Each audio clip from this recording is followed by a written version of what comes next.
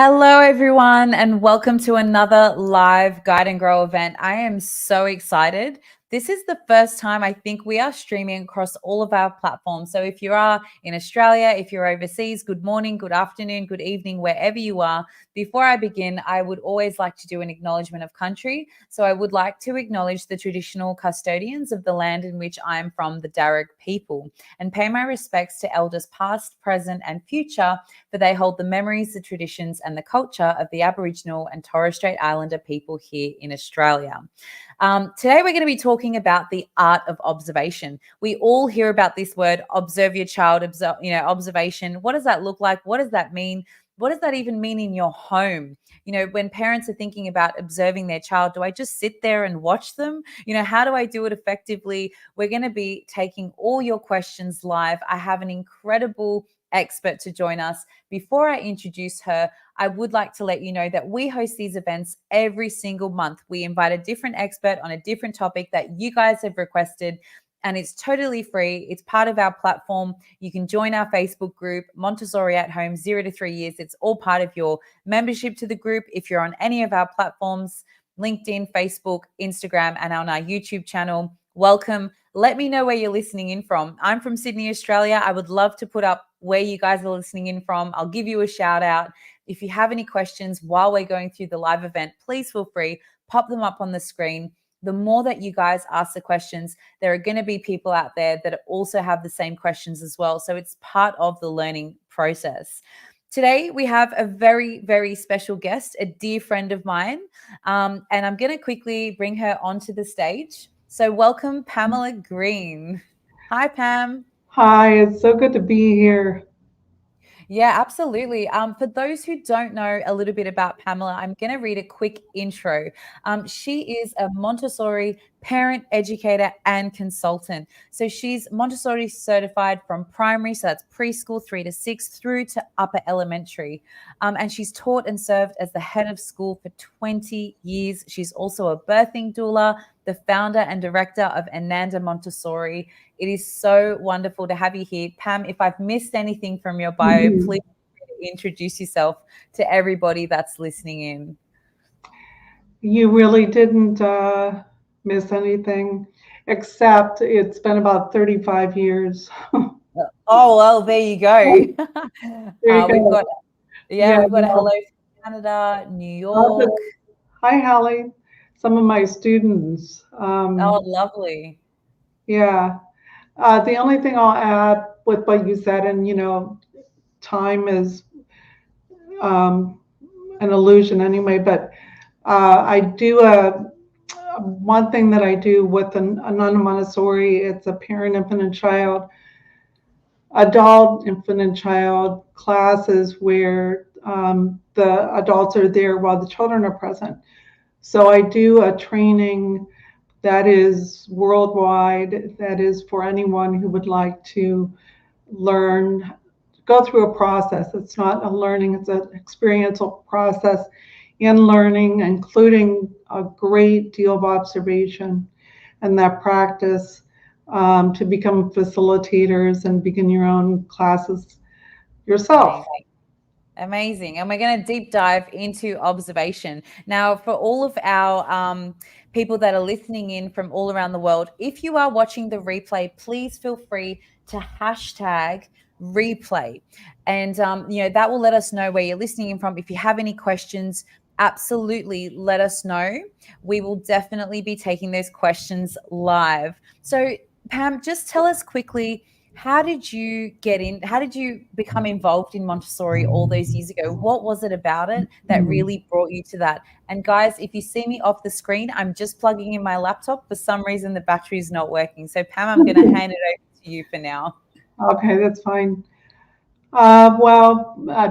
Way back in 1981, I was in university and I was studying early childhood, and it happened that the professor of the theories in education class, the school that we went to visit, was a Montessori school.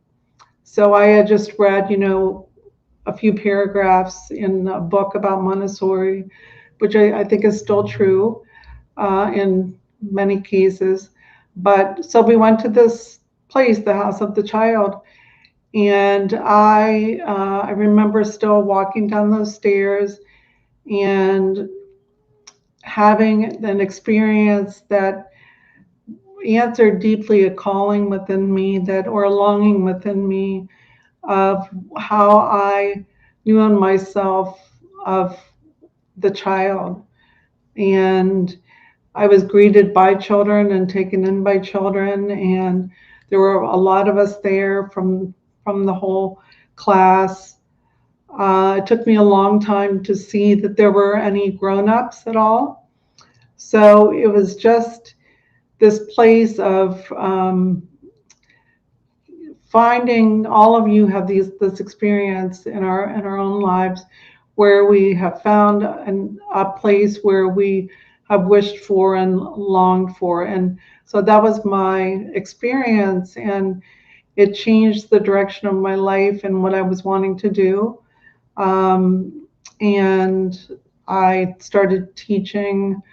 Well, I'll say one thing about this because we're talking about observation. So my closest friends, the first child that started at this school was my closest friend's daughter, and I would take her to school and pick her up. And I would take her and then I would stay. I ended up staying and then we'd leave. And the person that later became my mentor, where I later became head of school at that school and stayed there till 2013, one day he just handed me a notebook and a pen, and he said, just take this and just go and watch. And so I started to the practice of observation. And then on another day, he came and he handed me the book, The Absorbent Mind. And he said, just take this. And so I read that. So that was really the beginning of my training, I feel, and also an initiation into the process of Montessori, which I think all of us that have been touched by Marie Montessori's life and being with children realize that we are in a process ourselves that initiates something within us. So that's how it began, and it continues now in the same way really in the same way. Yeah, I find it so fascinating how people have come to Montessori and how how we all fell into the position and the journey that we travel on, as support or facilitators and educators like along the way. And I think that's such a beautiful, journey that we all go through, not just internally, but externally. And then that impacts the children and everyone around us. And I love the fact that he just handed you a notebook, because like we're going to talk about today, observation is really the key, when we're talking about Montessori. So let's begin by really exploring how and why observation really became the cornerstone or something really pivotal in Montessori. Well, we observe all the time. I'm observing you. We observe all of our lives. We're observing. And there are many other pedagogies that have observation and ancient traditions that have observation as a sacred thing.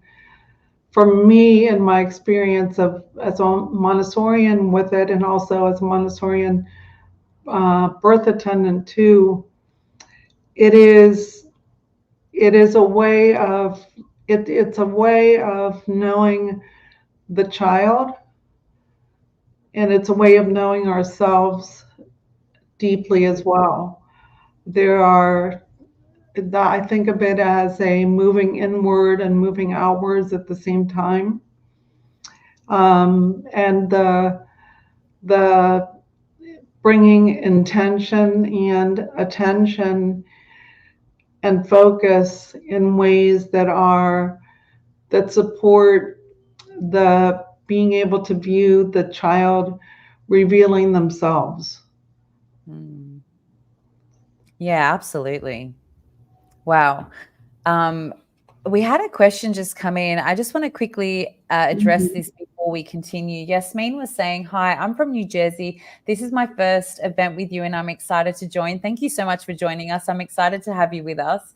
I'm an adult learner in Westside Montessori School, doing my prac this year in Morningside Montessori School, New York, and I want to learn how observations take place in multi-aged group classrooms." Now, I know that this question is coming up in a little bit. So, Yasmin, if you don't mind, what I'm going to do is I'm just going to pop that question down. We're going to talk a little bit about observation first, and then we'll definitely address the multi-age because it's such a great question, and we'll definitely Mhm. get to that. So, let's talk a little bit more about how you can incorporate observation like in your daily interaction. So say for example you're in the home, for parents that are listening out there, and we're definitely Mhm. going to talk about educators, can you provide some everyday examples of what that looks like? Um, well, first of all, I would say that there's the part of observation is preparing to observe. Mm, No matter where you're at, if you're outdoors, if you're indoors, if you're in your home, if you're in a classroom, doesn't matter where, but the preparation in ourselves to observe, I think, is essential and and has impact on what we see.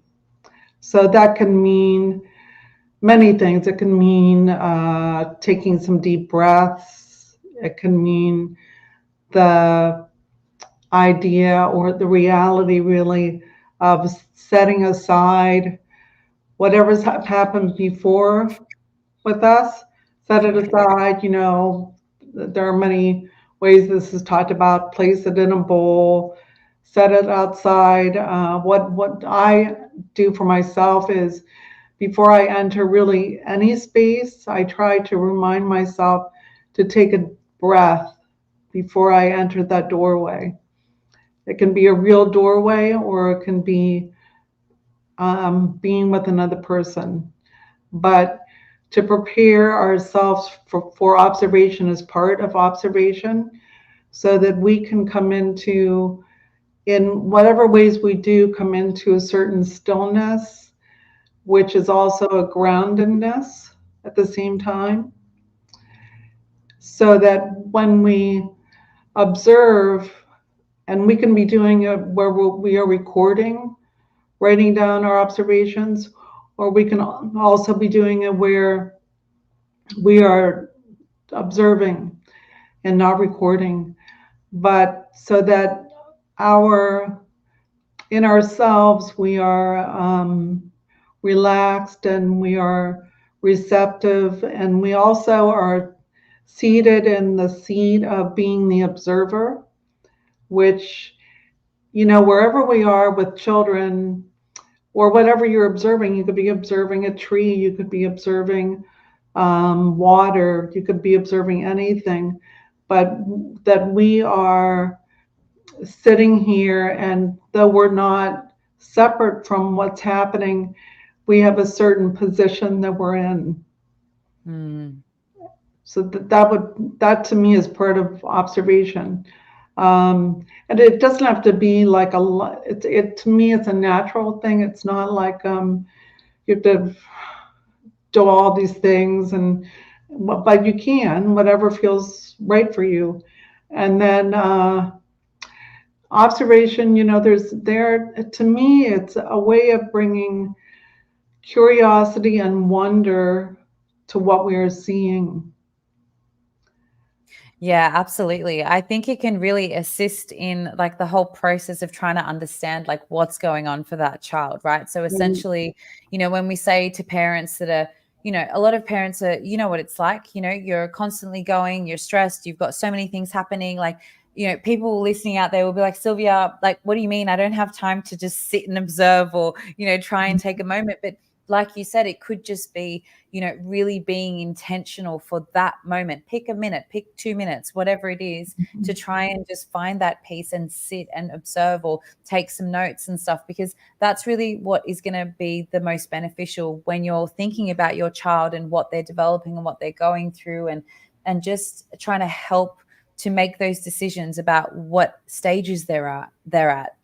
So I think, as much as it's hard to do in the daily swing of things, it's something that's really essential. And I think it's so important to actually, help us understand how to actually do it. Can you talk a little bit about how we would like step back? So say your child is engaged in something and you think, oh, wow, they're sitting there and they're doing something. What does observing looks like? Like, how do you step back? Do you when do you step in? How can these observations really help us make those decisions? That is a great contemplation, which is part of the inner observer, that discernment of when to enter in, what our motivations are, what we're feeling, what we're sensing, how our body is viscerally feeling, what thoughts are in our mind. One thing, when you talked, it reminded me of something that happened just today. To give space between ourselves and the other person, to give physical space. So that is part of our own being separate and giving them the space for their own autonomy, as a child will say. So, it's often I've spoken with parents or staff or whoever about not being too close and moving back so that you can just watch. And sometimes I feel like the word watch is, some people have this idea of observation as being something, I can't do that. Well, you can watch. Let's just sit and watch. And I had this happen recently in class, where this person was really close to the child and just said, I just whispered, come, sit here. And so the parent was watching for a while and said to me, I didn't know that she could do that. I didn't know that she could sit this long. I didn't know that, all these things. Yeah. And one thing that I think is, for me, has been a deep learning in giving that space, is that I feel that young children, if we are too close, then in their being, it becomes to them as if we are part of the experience or the material. And that might express in a child who is putting their hand out to pull the adult along, like they have to be with them. Yeah. And that's part of observation, even inside ourselves. If sometimes we're feeling the need to be with the child more than the child is feeling the need to be with us. Yeah, and that's where that preparation comes in from, right? Where is that coming from? Why do I feel the need to be so close to that child, or what is going on for me? And like you said, I see it all the time, in a parent-toddler class, or even when parents do want to be involved or they want it, but that separation that happens, or that sitting back, it allows you to form a different perspective, or a perspective that you might not have known or seen before because you were too close. It's just like when somebody's in it. When somebody's in a situation, it's really hard for them to see it from an outsider point of view.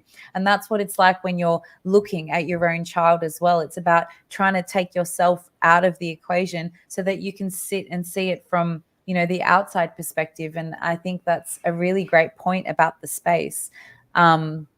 Renata was saying, and I put this up here before, that was beautifully put, to prepare ourselves for observation. Yasmin had another comment. If a child is doing work and we're observing, and if the child needs to be corrected, so can we help them, or do we just have to be calm and quiet because we're observing? That's a really great question, Pam. Mm-hmm. Well, where does the need, the idea of need, come from to be corrected? That would be one thing that I ask that of myself. Believe me, I've had this thought come into my mind many times, where I have not the push pull, but just when to go in and things. But if I'm feeling that these are red flags for me, if I'm feeling that a child or another person should be doing something, or they need to, or that they things that are almost future based or past based more than present, those are little messages to me that something may be going on within myself. So I would wonder a little bit, and again, bringing wonder, not like wonder like anything's wrong, but bringing a sense of wonder to if we feel that a child needs to be corrected. If in those moments for me, rather than move forward, I move further back, and I give more freedom. As long as no one is harming, they're not harming themselves, they are not harming another person or the environment, then we can still watch. And then the discernment around when to come in, I feel over time becomes more clear.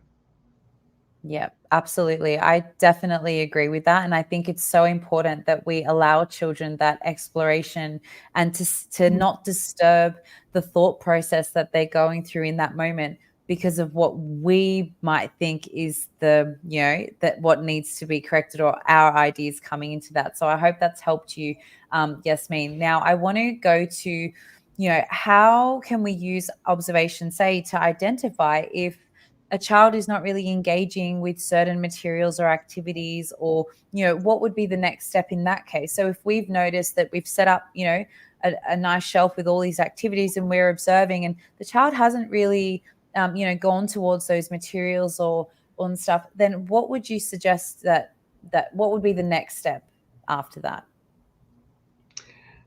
Well, again, I go back to what the child is revealing to us through what we're seeing. And the times when we may prepare and feel that, oh, this will be the first thing that so and so goes through. So we already, at least for me, I will speak for myself, I already have attachment to that. Yeah. So I've created that attachment already. I've created that anticipation already, which is only about me. Yeah. Really, I've cut myself off from the child in that way. So what I find reflected back in those moments, if children don't go there, is because of their deep sensitivity and sensing, that I feel, I mean, this isn't conscious in their minds, I don't feel, but they sense deeply us. So if they're feeling that we have attachment to them doing something, that might be part of it. It also might be that what I'm going to observe and see, let's say that someone goes to a certain material and it has a purpose, and that child is doing something different with it. An example that I'll give would be You know, when children go through, the young child goes through where they are pouring things out, cause Yeah. and effect, pouring things out. And that happens, and it has to happen. All children go through that process, and they need to. If we step in, even to go and help, to pick up or whatever, we may miss something. And what I've noticed that I've missed by doing that is that the child will get down on the floor then and pick up the materials with their fingers. Mm. So wouldn't it be, what if that falling over of the materials is giving them an opportunity to practice this with their hand? You know, and so they're placing things back in, and sometimes other children come and they help. But I Yeah. see that often, if I hold back, and if as any adult, if we step back and watch, we can see the, sometimes we'll call them points of interest, or maybe just other ways that they're using them, Yes. something, so they're showing to us really what the need that is being met through that experience. Mm. And I think the key that you mentioned there was like looking for those little signs or things that they're doing or the uses of materials in a different way, like being open to that. And I love the fact that you said the attachment thing about being attached to certain materials. I'm guilty of it. You know, I'll set up a toddler classroom and I'll be like, oh, this is my favorite, you know, the activity. It has to stay in the classroom and I love it so much and the kids are going to love it so much. Mhm. That's just me. It's got nothing to do with the kids, you know? And it's about like how do you remove yourself and that attachment to certain things. I do want to quickly go back to the I want to give parents and educators practical kind of advice on how to observe. So, like you said, when a child is, you know, repeating something or when you see them, you know, really focused on a particular thing, those are key moments in observation that we can, you know, take note of or particular interests. I'd love you to kind of expand on that a little bit if you can. Well, you know, the child is moving through a process, and through one thing that observation also, the potential is here for us to see that process in the child, in the human being. So uh, we can be present and be observing and notice that a child that, if it's our child, was in a practice of um, even putting their shoes on or taking their shoes off, that they have, with doing as much as they can and having as little help as necessary, that they, at a certain point through observation, we see that they can do that on their own. Mm. And we step in only as needed. Um, the the other thing with observation that's kind of interesting to do with what you're talking about is, if with our child, or if we have a number of children, to choose one child as a focus, and to come in with an intention, really sitting with it of, I'm going to, when I open my eyes, I'm going to see this child as if I've never known them before. Mm. As if I've never known them before. They are a new being in this world. And to experience within ourselves and through our process of viewing what that is like. Because one thing that I think that it's very essential and is part of the intention with observation is, I know this as a parent and grandparent too, that sometimes, you know, I will hyper focus on certain areas of my children. Mm. and then I will miss out on who they are really, because maybe something in me is being activated or touched, even from my own history. And so I will only focus on that and I will not focus on other things. Um, so to be aware of that. And this happened recently in class, and I know this in myself too, sometimes how we preference certain things, like our children can be happy and happy and happy, and that is, life is good. And then when they seem upset, that becomes, we become agitated, or that becomes of more importance than what was just happening. So where our focus goes can be curious at times with observation. And when we limit that vision in ourselves, we're limiting that vision of the child. And that impacts what we see. Yeah. So to summarize, basically, it would be to really try and be curious, limit the ideas and the preconceived kind of notions that you're coming in with, or the way that you view the child. Try and view that child, completely as if you don't know them. This is going to be a tough one for the parents out there, but also look for those small kind of cues that they are engaging in, and that focus, and how they're using their hands, what they're doing with it, and take note of all the little details. So try and really challenge yourself to, when you are observing, to just watch, with all intention. So we were talking about this for the good part of this session, to really eliminate all of those ideas and notions that you might have from before, and really start fresh, because that's going to give you a really clear lens to be able to observe. And then those observations that you do have, you'll start to see certain patterns emerging, right, Pam? So that will allow you then to understand, okay, where's that child at now, and what is it that they are really focused and interested on, and how does that continue? I know that we had some technical difficulties. If anyone's on Instagram out there, give me a shout out, let me know that you're listening, because I've just reconnected it. We had another quick question come through before we go to the multi-aged classroom situation. If a child is sitting in an art area doing creative work and we're observing them, so which skills do we have to check, like their fine motor skills or their social emotional behavior, when they talk to each other while cutting, drawing, painting? This is a really great question. And I don't really think it's limited to one aspect of it.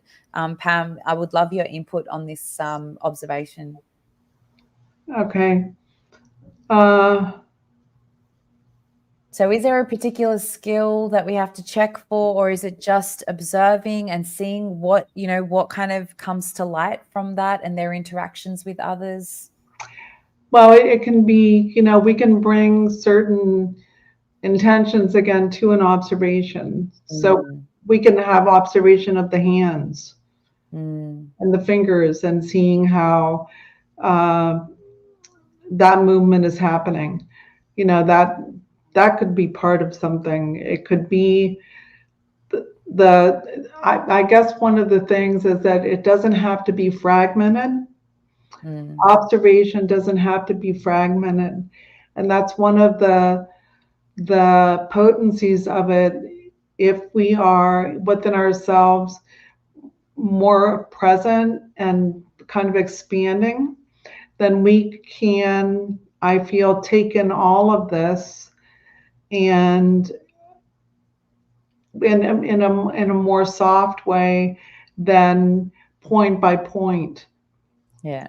And then I don't feel that that's what this question is, point by point, but that all of these things can be seen, and more than we ever imagined can be seen. Yeah, absolutely. And I think it's just a process that happens over time.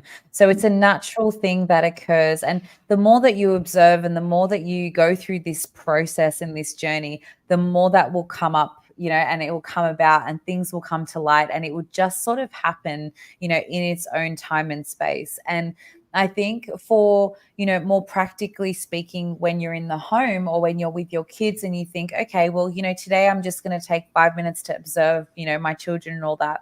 To have a tool that can help you do that is quite helpful. Having a notebook or a pen or something that or sitting in a particular spot so that you don't move, or you don't try and intentionally come closer to your child or step in when you really want to step in and that you shouldn't be. So these things are quite essential to learn how to use the tools or the environment around you to help guide that process as well. And one thing I'll just add real quick. So if you're recording in a notebook or a journal, whatever, one thing that I learned back in 1981, and you probably know this and others may as well, something called the running record, which is a way of observing the way that I learned it and the way that my adults at Ananda Montessori practice observation in class and at home. And so on the left-hand side of the paper, you're writing down what you're seeing. So it's the kind of the camera lens that is seeing things. And then on the right-hand side, you're writing down anything that's coming into your mind. What you're feeling. I mean, just it's your paper. No one's going to correct it. No one's going to you don't have to hand them in. So you're writing down in sentences, drawings, whatever, feelings, beliefs, thoughts. If your child is walking across the room and they have a glass of water and they filled it to the brim, and you're feeling like it's going to spill over the floor, how many times have I told them to just do it halfway? All those things can be written on the right-hand side. And we don't have to give a lot of attention to that side in that moment. But later, when we have some quiet time, we could sit and read those and just reflect. What may have been going on, because I feel that's the most important part of observation. Yeah, absolutely. I couldn't agree with you more. We have a great question that's come up from Siri, and she said, how do we observe a child when you're a busy working mum? Is there a particular part of the day that we can do this, or do you have any advice to share? We know that a lot of parents are, working from home now and they're trying to juggle a few things. Is there any particular part of the day that is better to do it, or is there any advice that you have for those working parents out there?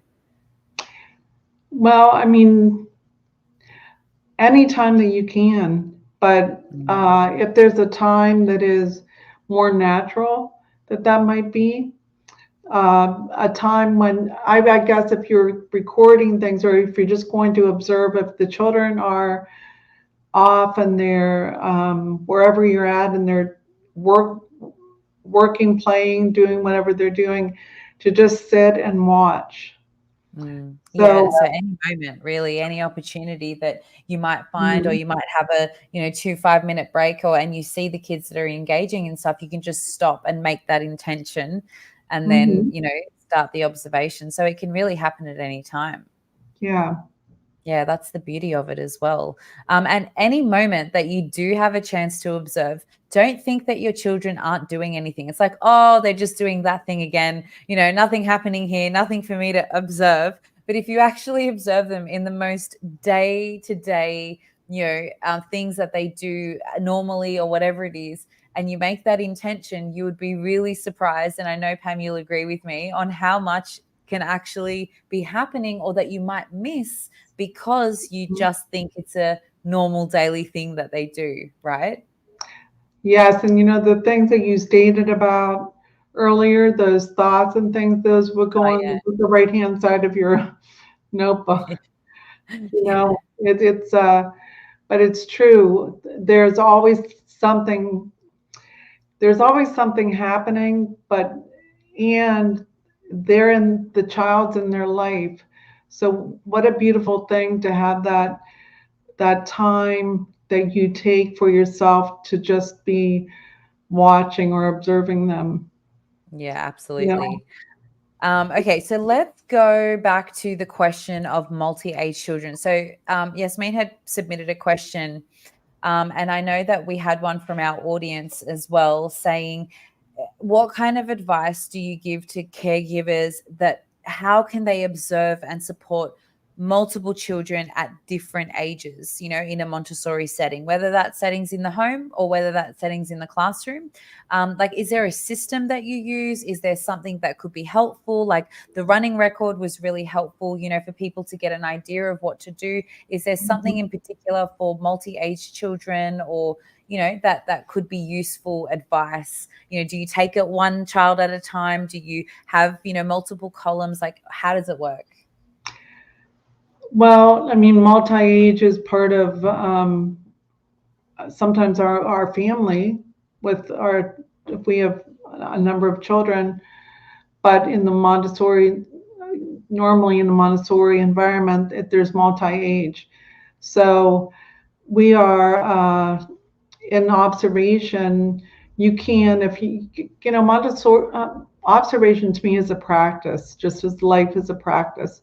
And so we can take, perhaps we would like to observe the group as a whole. So it's multi-age, but we want to see how the group is, what they're doing as a whole. So you have the multi-ages. You might have, and at Ananda, I might have ages from 2.5 to age 7 together. So in all of that, how are they as a whole? What is happening? And then individually, I can bring focus on one child and what's happening there. And it can be on, I usually let the child show me what I'm going to see. Because if I look, again, if I'm too attached to what I'm looking at, I might miss other things. So I might be seeing a child who is working with sewing, for example, and that could show me some different information about their hand and their movement. I might have someone else who is, there might be some children there's 3 children working together. How does that happen? What kinds of things come up? How do I feel in myself in observing if there seems to be something that might happen? I find that a lot of times in multi-age or anybody in whatever their age, what comes alive in us is, or awakened, is a key thing. So with all of these different avenues, that's going to be a great part of it. And the potential there, it's living life really. That's what's happening when we're seeing more of a multi-age, because we have that opportunity. And then it also gives us information for how to prepare for ways that we can prepare the environment for more independence, which is the child's process, but to have more freedom. Maybe we're observing movement. Is there enough space for freedom of movement, which has to happen? So those are some things, but if your vision's wider, and then something will catch your eye. Yeah. Yeah, I think that's the best advice. I feel like the best advice, and from what I've heard from you saying, is that just, make the intention of the observation and allow the children then to show you which direction and what it is that you need to focus on and where that will pinpoint. And so that will then shed some light onto what you should be observing and which children, will kind of come forward and show you all of that. I know that we had some comments come through as you were talking. Thank you. That was really helpful. Thank you for explaining the running record. I will just quickly address Marissa. There will be a replay. So anybody that has just joined the live session on Facebook, in our Facebook group, Montessori at Home 0 to 3 years, on LinkedIn, Guide and Grow TV on YouTube. We have a YouTube channel. All of these live sessions are recorded. You can rewatch them for the replay at any time. If you do have any questions as you're watching the replay, feel free. You can submit them and comment on any of our platforms, and our team or Pamela will get back to you with the answer as well. So yeah, absolutely, you can rewatch them later, and Instagram, of course.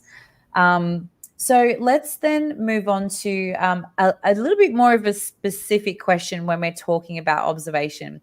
So we had a question come through, and you're very welcome, Marissa. Thank you so much for being part of our live. And Yasmin was saying, thank you for explaining the multi-age group. It's really great to have these discussions and to have people's input, because we really shed some light on some amazing, topics of conversation around observation. So how can you speak to the difference in observation? So between a child, for example, who's mastering a particular skill, right? So if they're mastering a particular developmental skill, or if they're just enjoying something, like, how do you know, is there a difference in that? Can you see a difference? If they, for example, if they're interested in animals or vehicles or something like that, or if they're really working on that, fine motor movement or rotation or something, like, how do you know if it's just a kind of an enjoyable exploration or if it's a particular skill that they really are trying to develop? Well, that's a good question.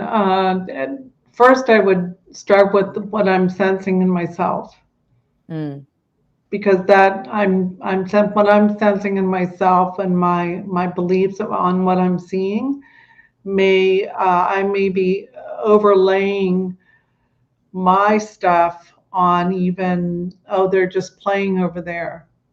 Yeah. So that's one thing that I begin with. But there is, there is purpose, and you can feel that purpose in ourselves. We can feel that when we're doing something that feeds us, that gives us, meets a need in us. And that's what I believe you're speaking about when we're observing children. And if children are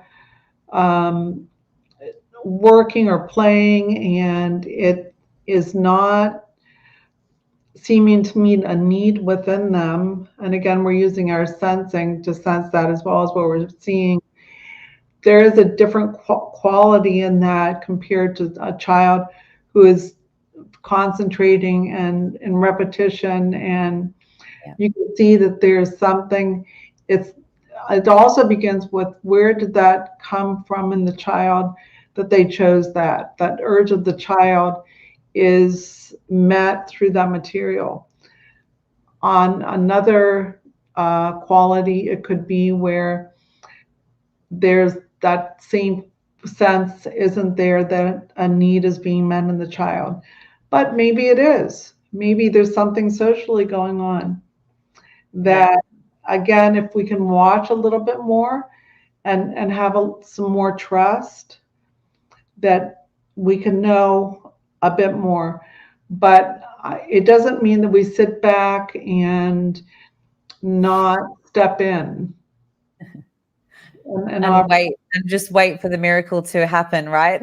Right. And then, if in my head, if I'm not writing things down, if I'm feeling like, when are they going to stop playing with those whatever, and da da da da da. So I know something's there for me, but also maybe I see something in what's happening that is an interest. I truly see that there's an interest. Maybe they're playing with animals, and then there are the continents that are out, the maps or whatever. Uh, there can be guidance, natural guidance that comes in with that, where I might say, would you go and um, would you go and get a mat? And then they'll bring a continent over, and then we begin. I don't like to direct children as much as try to merge with them Mm, with what's happening. mm, But the other clue, there's all these little clues for us too. If children are doing things and they're looking at us a lot, then those are something's up there too. So we can step in and offer guidance, or we can also, the other thing that I'll do sometimes is I'll move away and begin to do something else. Like maybe I'm caring for the environment. I am doing some dusting. I am beginning to water the plants or whatever. Nine times out of 10, those children will leave what they're doing and come join me. They'll come and start caring for the environment. The child who is concentrating and mm. really focused will continue with what they're doing. Yeah. Yeah, I definitely see that. Like when a child, you can see when a child is particularly has this innate need to develop a certain skill, no matter what's going on around them, they will still stand there and pin into the corkboard. I have my toddlers who love taking the little pins and putting them into the corkboard. And the child that is standing there and doing it until every single pin has been taken out of that bowl, you can clearly observe and see that they are really trying to master a particular skill. And Mhm. even if I'm kind of standing nearby, they're just particularly concentrating on that development. So that gives you an indication for parents that are out there, or if they're in their home and they're observing their child repeating a certain thing and really focused and concentrating. Or they might have a certain pattern that they display in everything. So they might go around and tip everything, or start throwing everything. I had an 18-month-old today that just was first day in school, grabbing things and throwing. And I asked, the mother, I said, oh, just curious, is he interested in throwing at the moment? And she said, oh yeah, he loves it. So I got a particular activity to meet that need. So Mhm. these are the type of things that we can really do, to kind of foster that sense of development. Mm. Mhm. Um, we had a little comment come through. If a child is having false fatigue, so can we observe them during that moment? Because I'm curious to know why this happens during a work cycle in the classroom. Um, well, it happens in us too. That's one I thing, was going to say the same. which is why it's actually, I like to remind myself of that, because Yeah. sometimes the false fatigue is happening in one child, and then Yeah. it's happening in all of the children, or most of the Mm. children, in different ways. And the parents at Ananda, they'll look at their watches, and it's almost usually the same time of day that it happens. So, but we all have those moments where we are working deeply, doing Mm. something, and then we have a different response in our bodies. And I would say, whatever we see as false fatigue, however that expresses that we're seeing, to allow that to happen, as long as no one's being harmed. The thing is, if we step in and we step in too soon, then we won't know what happens next. Yeah. So there's a reason, there's a natural reason for that process to happen. And then usually, what I've noticed is that there's a deepening in the child or the children after that. So that's what I would say. Yeah, absolutely. I agree. Look, we've only got a couple more minutes, so I just wanted to wrap up with a final question. We've dived so deep, and I can't even believe, Pam, that we've been here for an hour talking about observation almost. It's just incredible to see such a people might think such a simple concept can go really, really deep on so many different levels. Yasmin was saying thank you for answering all her questions, and she appreciates the supports and efforts. Look, we appreciate everyone being here and being part of the conversation. For people who are out there that are listening to all this going, oh my God, I'm so overwhelmed and I don't know where to start. And, and how do you do that? And how do you let go? And how do I observe? And, because I know that there are parents listening out there that are not, don't have the knowledge or the, Montessori support, or they might be trying to do this at home. And, what's a simple kind of, your top tip for parents or caregivers that are listening that might not have too much knowledge about Montessori, like to start observing? Like, what is something really simple that you could say, okay, if you take away this today, this is probably will be the best thing to get you started on that observation journey? I would say to give space, to give that space that we talked about earlier, to and to bring that curiosity that we talked about earlier, because let's say that we're observing an infant, and we're thinking they're looking out the window, they're looking at this or that. I will never in myself know what another person is experiencing. I won't know that. Observation can give us a sense of what the child what is being met through that experience in them. So I would say to bring softness to yourself when you observe, and to see it as a way to know yourself more and your child more.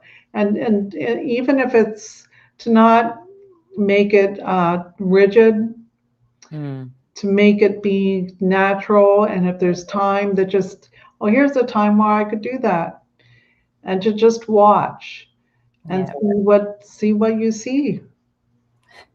That's incredible. I really want to finish on that point because I think it's amazing. So give space, give yourself some grace as well, and really just find that moment whenever you possibly find it, to observe and just watch and be with your child. It's so rare, in today's society that we have those opportunities when, so much is going on for us. So really, thank you so much, Pamela, from my heart. It's been an incredible discussion. I will let you take the stage and let people know where they can join you or follow your work or your services. Renata was saying, a great discussion. I'm really glad to have stumbled across it. So thanks for joining us. Pam, where can everyone find some more information about what you do and who you are? Well, they can go to, should I type it? Yeah, you can type it. Yeah, let's see if it will come up. And then what we can do is we can add it into all of our platforms as well. So if you just want to say it as well, we'll get our team to write all of the links. All right. Montessori.com is my website. And then